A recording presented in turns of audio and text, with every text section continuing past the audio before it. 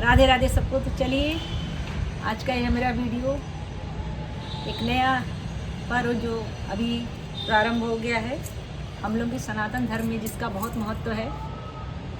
जैसे कि माघ का महीना प्रारंभ हो गया है और हमारे सनातन धर्म में ये जो माघ स्नान है माघ के महीने में, और ये हम लोग का बहुत बड़ा सौभाग्य है कि हम लोग उत्तर प्रदेश में रहते हैं और उत्तर प्रदेश में ही तीर्थराज प्रयाग स्थित है। श्रद्धा और आस्था का ये पर्व जो है माघी स्नान शुरू हो गया है।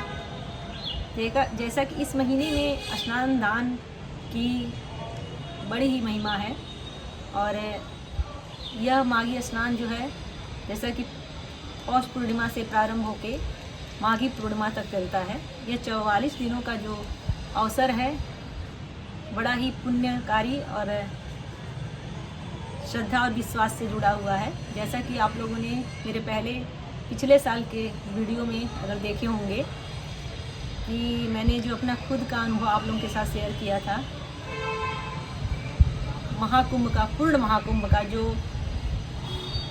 144 वर्षों बाद लगा हुआ था। और महाकुंभ की तो महिमा जिसने भी अपने जीवन में एक बार देख लिया है, दोबारा तो खैर उसको ये सौभाग्य नहीं मिलेगा उस पूर्ण महाकुंभ में जाने का। तो पिछली बार तो हम लोगों ने भी तीन बार हम लोगों को यह महादेव की कृपा से अवसर मिला महाकुंभ में जाने का, रहने का।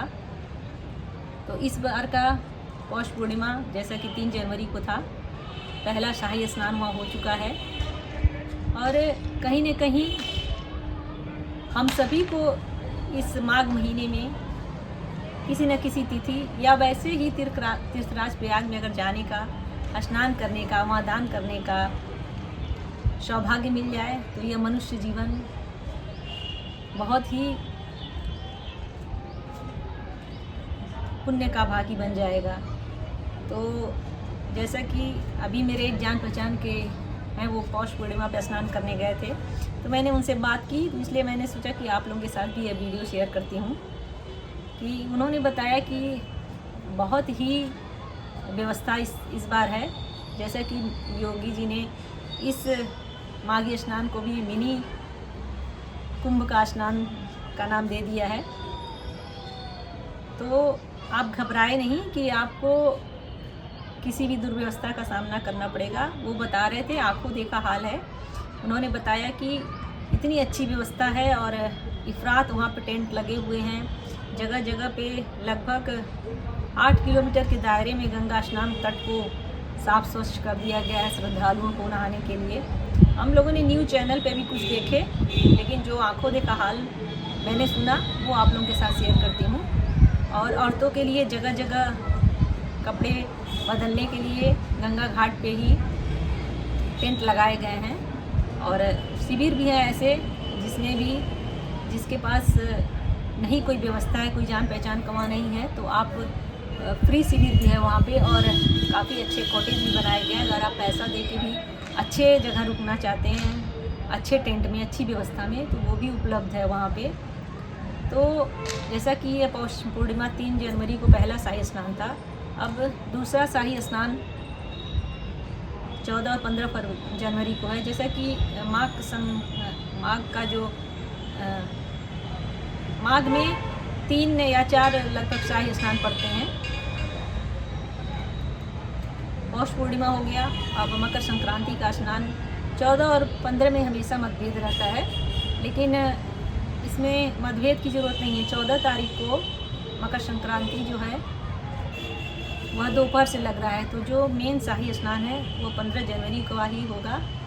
और मेरा ये खुद का अनुभव है कि आप ये पूरे महीने किसी दिन भी अगर आपको नहाने का, वहाँ पे तीर्थराज में स्नान करने का, दान करने का सौभाग्य मिल जाता है तो बहुत ही पुण्यकारी है।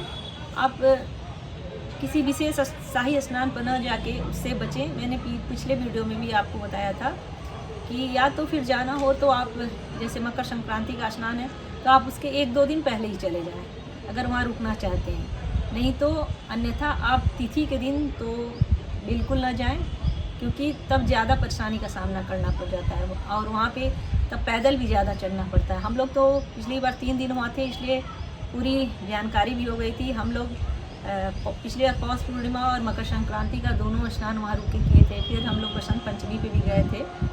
तो सब लास्ट में अगर आप जाते हैं माघी पूर्णिमा पे तो उस समय भी बहुत अच्छा स्नान हो जाता है, लेकिन हाँ उस समय तक वहाँ पे रहने की जो व्यवस्था होती है वो काफ़ी हट जाती है और गंदगी वगैरह भी ज़्यादा हो जाते हैं। तो आप कोशिश करें कि इसी बीच पौष पूर्णिमा से लेकर अगर बसंत पंचमी के पहले ही तिथि के अलावा किसी दिन भी जाके आप स्नान कर लें। अगर आप युवा हैं तब तो आप 2-4 किलोमीटर अगर चलना है तो चल सकते हैं, कोई दिक्कत नहीं है, आराम से स्नान कर सकते हैं। लेकिन आपके साथ वृद्ध हैं और बच्चे हैं तो उनको लेके इन शाही स्नानों पर ना जाएं। और ये जो हमारे सनातन में इस माघ महीने का महात्म बताया गया है, बहुत ही यह पुण्यकारी महीना होता है माघ का। तो हम तो कहेंगे जहाँ तक किसी को भी अवसर मिले अगर इस माघ महीने में स्नान करने का तो एक बार तीर्थराज प्रयाग अवश्य जाएं। और आपको देखेंगे तो आजकल तो सोशल मीडिया से सब कुछ जानकारी लोग ले लेते हैं, लेकिन कुछ लोग तो इधर उधर की बातें भी डाल देते हैं कि वहाँ जाने पे तमाम तरह की परेशानियाँ हैं, लेकिन ऐसा कुछ नहीं है।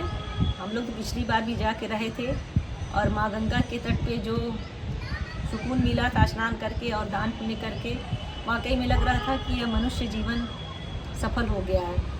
तो आप लोगों से यही कहना है कि आप लोग भी अगर माघ स्नान करना चाहते हैं और अपने जीवन को धन्य बनाना चाहते हैं तो इस माघी स्नान में एक बार तीर्थराज प्रयाग माँ गंगा के तट पे जाके स्नान करें, वहाँ दान करें, क्योंकि हमारे यह मनुष्य जीवन का एक बहुत ही बड़ा